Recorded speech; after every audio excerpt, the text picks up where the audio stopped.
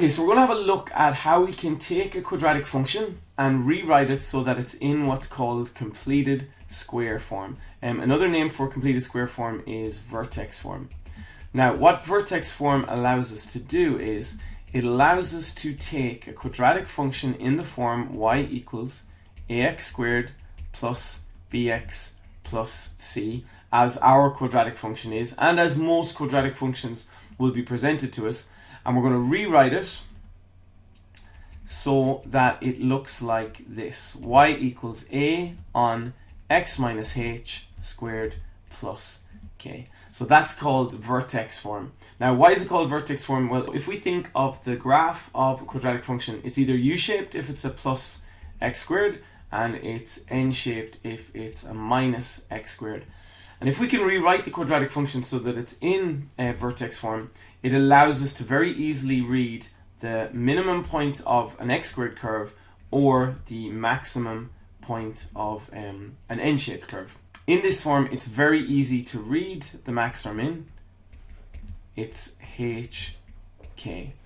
We'll see other applications of vertex form as we work through the question. We can see that it will help us find the equation of the axis of symmetry, and we can also actually solve quadratic equations using vertex form. So part one is just to change y equals 3x squared minus 12x plus 10 into vertex form. So how do we start? Well, we always have a look at the number or the coefficient of the x squared term. Now, if this is anything other than a 1, the question becomes a little bit more difficult. Before we start trying to manipulate this, we factor out the 3. So this is going to become 3 on x squared.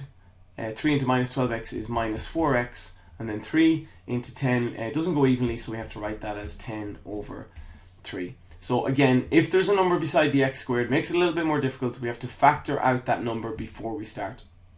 The next thing we're going to do is we always write down the x squared term and the x term, and we then leave a bit of space and we write down the 10 over 3. So essentially, I actually haven't done anything to this quadratic function yet. I've factored out the 3, and then I've just left a space here for me to insert some other number. Now, why have we left this space? Well, to fill that space, what we're going to do is we're going to take the x coefficient, which is minus 4.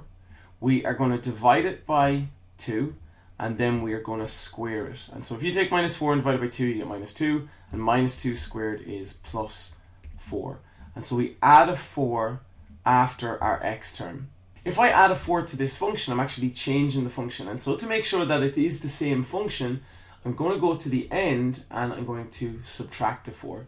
So again, essentially, all I'm doing is manipulating the function so that it looks differently, but essentially it's still the same function. If I was to cancel the 4's and then multiply by 3, I get back to the original function. So essentially, I haven't actually changed the function. I'm just manipulated so that it turns into this vertex form.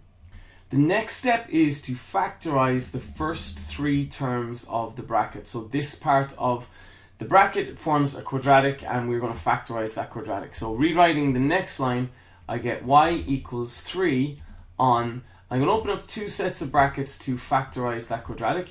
I have an x and an x, I have a 2 and a 2, and a minus and a minus. We'll know we're on the right track if our brackets are the same. If our brackets aren't the same, we'll know that we made some sort of a mistake up to this point.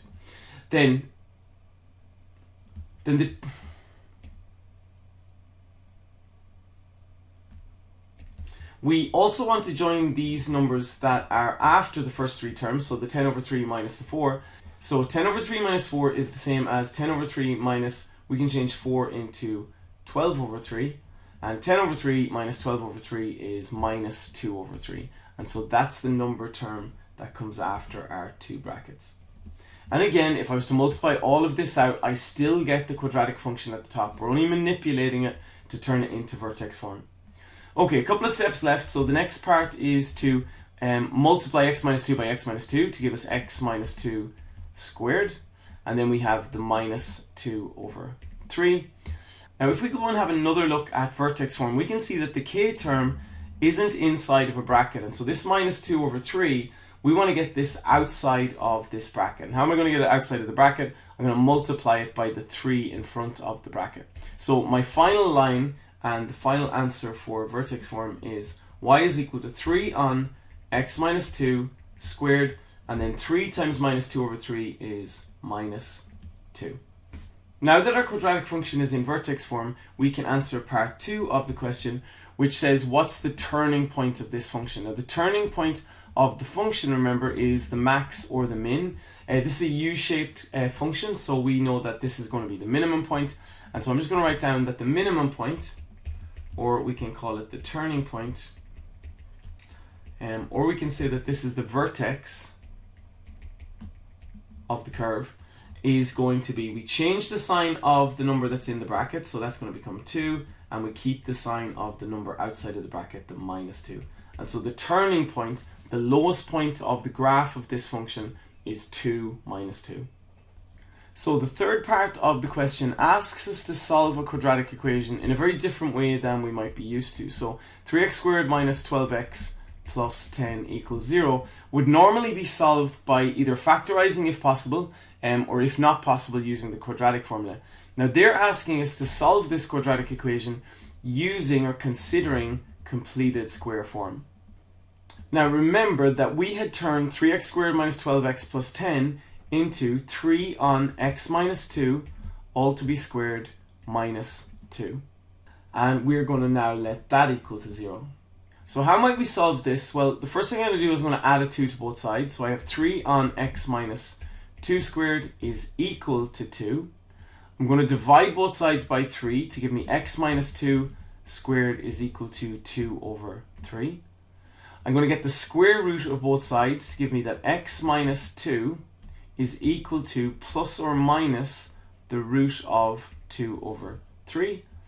I'm going to add a 2 to both sides to give me x is equal to plus or minus root of 2 over 3 plus 2. And then I'm going to rewrite that as two possible answers. So x is equal to plus root 2 over 3 plus 2, and x is equal to minus root 2 over 3 plus 2. So we're going to put these into the calculator. So first off, we have the root of 2 over 3 plus 2.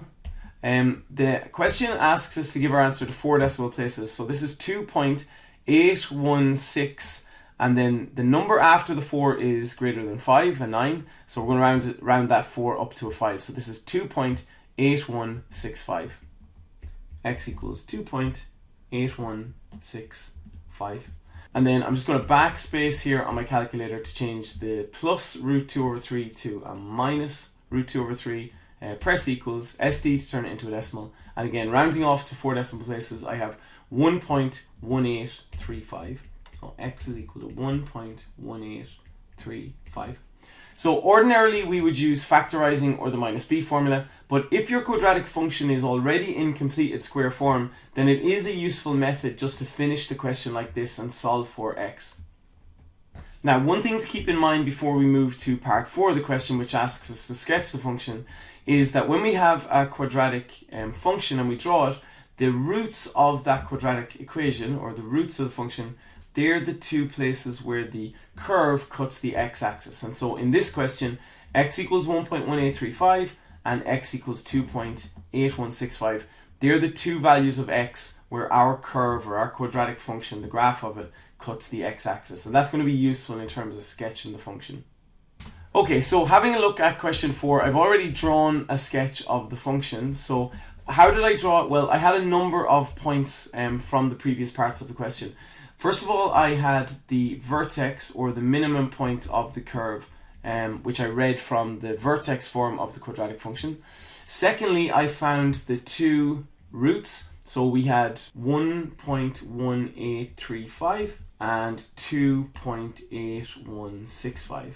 In reality, in exam, probably a good idea to find a few more points on the curve so we can take our quadratic function and sub in a couple of other values of x. One point further that we could put on straight away is that when we have a quadratic function in the form ax squared plus bx plus c, the c, the constant, the term without an x in it, that's going to be the point where the curve, the quadratic curve, cuts the y-axis, and so we knew that that was 10 as well.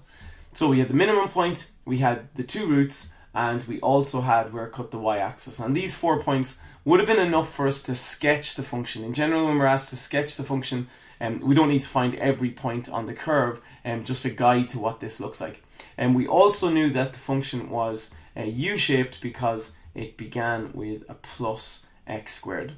So the final part of the question asks us to write down the equation of the axis of symmetry of the function.